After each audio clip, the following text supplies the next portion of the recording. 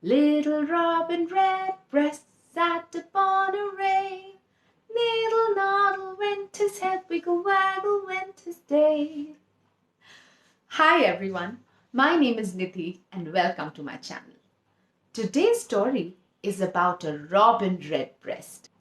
Well, did you know that the robin was not always red-breasted? A long time ago, the robins used to be very plain-looking, simple, grey-colored birds. So how did they get their red breast? That's the story for today. And this is how it goes.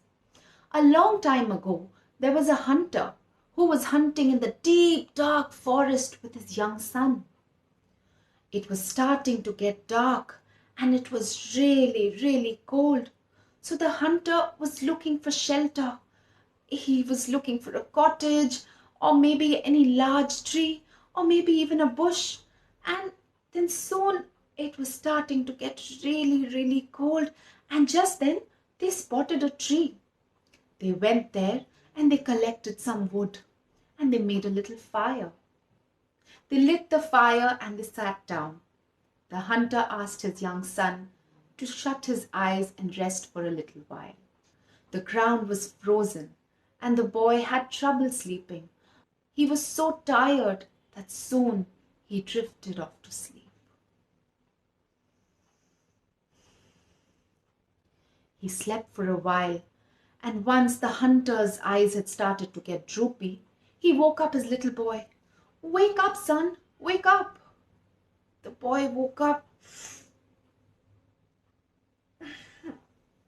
He had finally managed to get a little sleep when his father woke him up. The boy woke up and he sat down.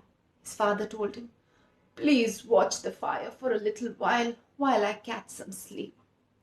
And slowly he closed his eyes and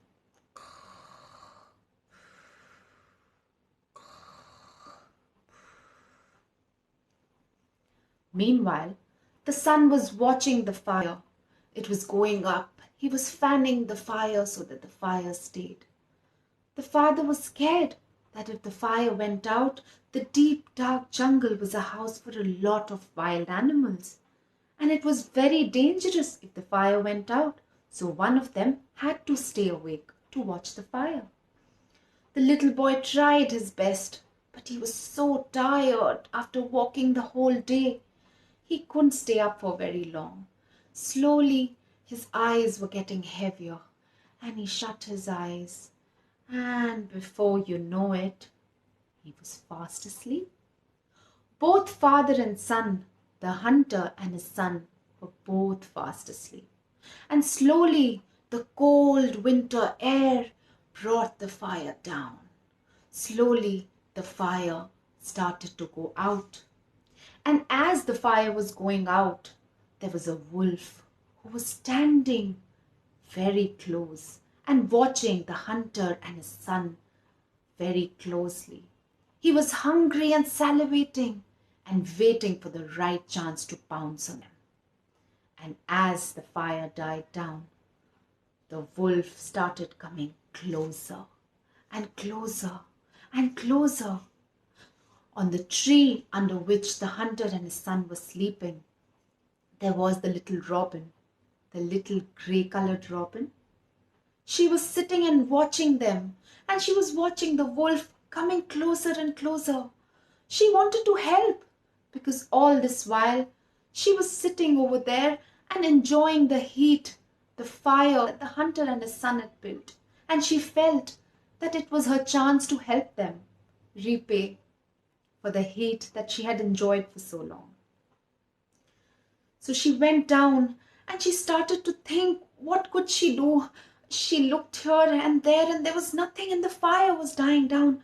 So she had an idea.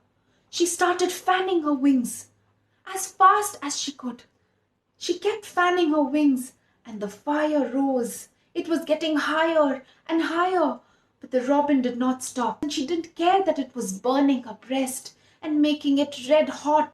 And soon, when she saw that the wolf had gone away seeing the fire, and the hunter had started to wake up, she flew away. back into the tree. The hunter woke up and he realized what the robin had done for him. He looked up into the tree and he said, "Thank you so much, Robin. You shall always be my best friend." And the robin burnt her breast, but she gained a friend. And from that day, the robin became the red-breasted robin, or the robin redbreast. That is the story of how the robin got her red breast. And that is why the robins always build their nest close to man, because they are the man's friend. I hope you enjoyed the story. And if you did, please do like, share, and subscribe to my channel right here. I'm going to see you very soon for many more such lovely tales.